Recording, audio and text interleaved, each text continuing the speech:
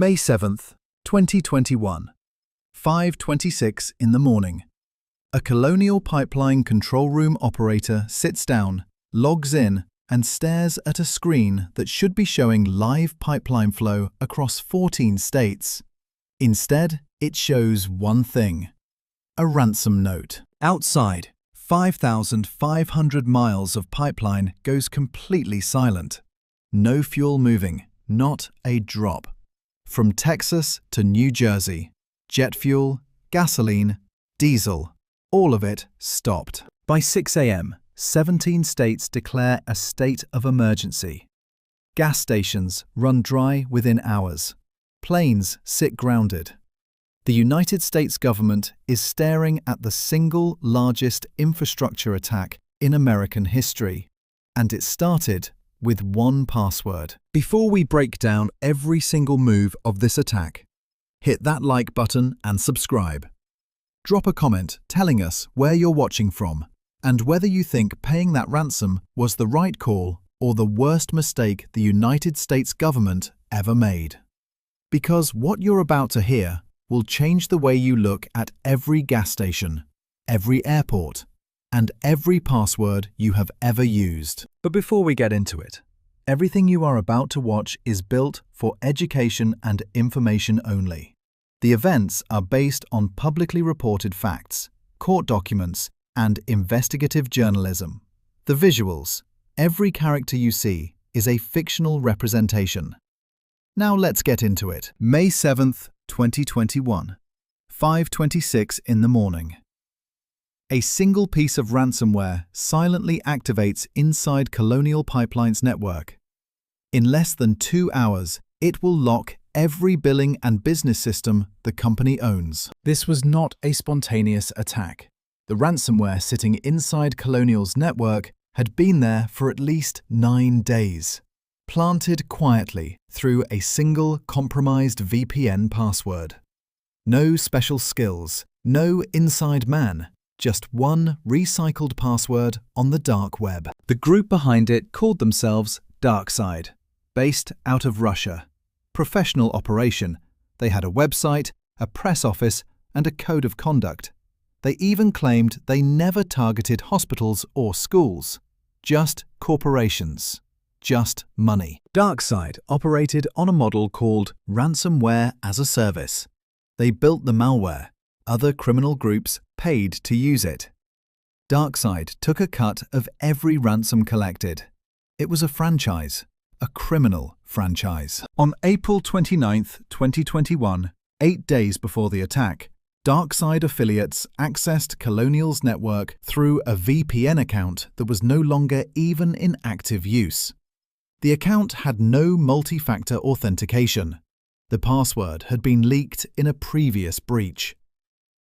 For 9 days, they moved quietly through the network, mapping systems, identifying the most critical data, positioning the ransomware exactly where it would cause maximum damage.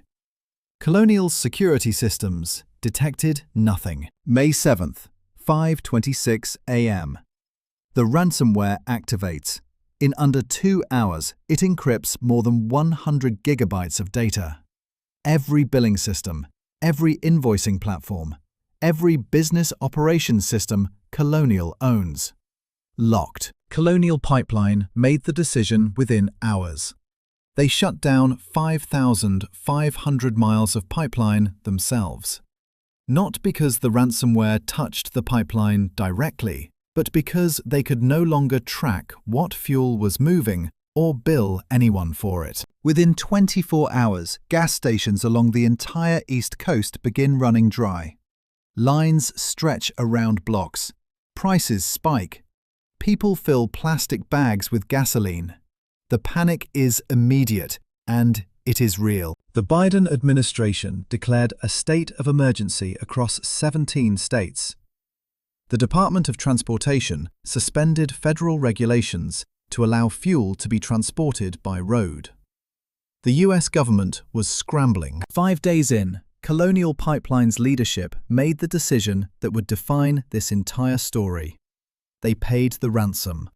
$4.4 million in Bitcoin, transferred to a DarkSide wallet within hours of the attack, quietly, without telling the public. The decryption tool DarkSide sent after the payment worked, technically, but it was so slow that Colonial's IT team said it was faster to restore their own systems from backups.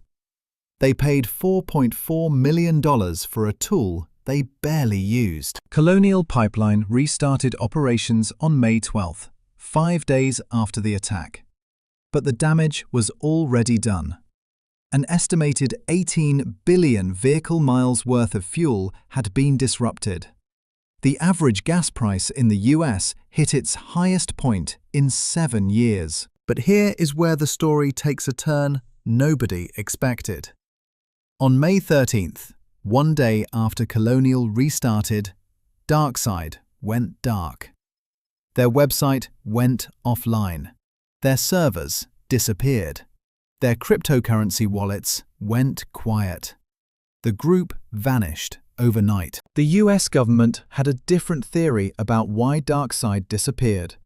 3 weeks later, the Department of Justice made an announcement that nobody in the criminal world saw coming. They had the money. The FBI had been tracking the Bitcoin from the moment Colonial paid the ransom.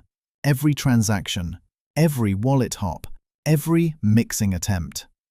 Using blockchain analysis, they followed $2.3 million of the $4.4 million all the way to a single wallet they had the private key for. To seize that wallet, the FBI needed one thing: the private key. In traditional finance, you would need a court order, a bank, and weeks of legal process. With Bitcoin, you need the key and the key alone. They had it. How they got it has never been fully disclosed. On June 7, 2021, the Department of Justice executed a seizure warrant and pulled $2.3 million directly out of the DarkSide Bitcoin wallet. The largest cryptocurrency seizure in DOJ history at that point. The ransom paid on a Friday, recovered by the following Monday. But $2.1 million of the original $4.4 million was never recovered. It had already moved through enough wallets and exchanges that the trail went cold. DarkSide, or whoever was holding it, had already cashed out. The DarkSide story does not end with the seizure. In the weeks after the Colonial attack, the group rebranded. New name, new infrastructure, new affiliates. The operation continued under a different flag. Ransomware groups do not die. They evolve. Colonial Pipeline was not a uniquely vulnerable target. In the same year as the attack, ransomware hit a Florida water treatment plant, the world's largest meat producer, JBS Foods, and Ireland's entire National Health Service. The attackers were not slowing down. They were accelerating. So how does a ransomware attack actually work from the inside? It starts long before the encryption, long before the ransom note. It starts the moment one employee opens one email, or reuses one password, or clicks one link. The attackers are already inside before anyone fires a single line of malicious code. Once inside the network, the attacker moves laterally, quietly, testing permissions, mapping the architecture, looking for the most critical systems, the ones that, if locked, will force a payment. They are not in a hurry. The average dwell time for ransomware attackers inside a network before activation is 24 days. The ransomware itself is deployed in the final hours, copied to as many systems as possible simultaneously, then activated all at once. The encryption happens faster than any human response team can react. By the time the first alert fires, the damage is already complete. Every organization that has survived a ransomware attack without paying shares one thing in common: offline backups. Not cloud backups, offline, air-gapped, physically disconnected from the network. Because ransomware encrypts everything it can reach. It cannot reach what is not connected. Multi-factor authentication would have stopped this specific attack entirely. The VPN account used to enter Colonial's network had no MFA. One additional step, a phone confirmation, an authenticator app, a hardware key, and DarkSide never gets inside. The entire attack never happens. The Colonial Pipeline attack changed United States government policy permanently. In May 2021, President Biden signed an executive order mandating new cybersecurity standards for all federal agencies and critical infrastructure operators. For the first time, the government was treating a ransomware attack the same way it would treat a physical attack on American soil. The executive order did something that had never been done before. It required all software vendors selling to the federal government to meet specific security standards. For the first time, the government was using its purchasing power as a security lever. If you want to sell to us, your software has to be secure. Prove it. The FBI also made a structural change after Colonial. They created a dedicated ransomware task force, pulling together the FBI, NSA, CISA, and the Department of Treasury. For the first time, every agency that touched cybersecurity, financial crime, and national security was sitting in the same room, working the same cases. In 2022, the task force scored its first major result. A dual Russian and Canadian national named Mikhail Vasilyev was arrested in Ontario. He was a Lockbit ransomware affiliate, the group that had replaced DarkSide as the dominant ransomware operation globally. The arrest sent a message. The walls were closing in. By 2023, the task force had disrupted Lockbit's infrastructure directly, taking down their dark web leak site, seizing cryptocurrency, indicting 19 individuals across multiple countries. The operation was called Operation Cronos. It was the largest coordinated law enforcement action against a ransomware group in history. But here is the uncomfortable truth that every law enforcement victory cannot change. Ransomware payments globally have not gone down. In 2023, ransomware victims paid a record $1.1 billion in ransoms, more than double the previous year. Every arrest, every seizure, every operation, and the payments keep climbing. Because for every group taken down, 3 more form in its place. Colonial Pipeline exposed something that governments and corporations had been quietly ignoring for years.